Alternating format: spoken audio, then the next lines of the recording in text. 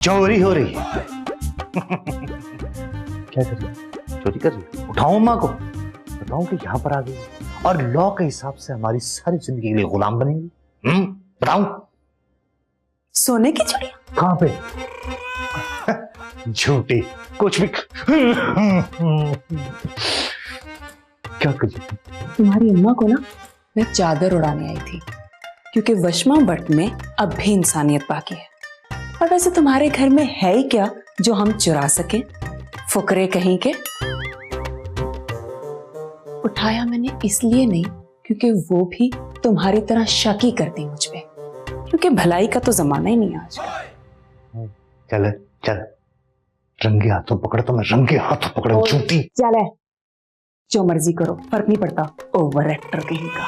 हाँ। चल है छोटी सी, कहाँ इधर उधर करती रहती बेवकूफ। हाथ आओ मेरे, नेक्स्ट टाइम नहीं बचोगे तुम।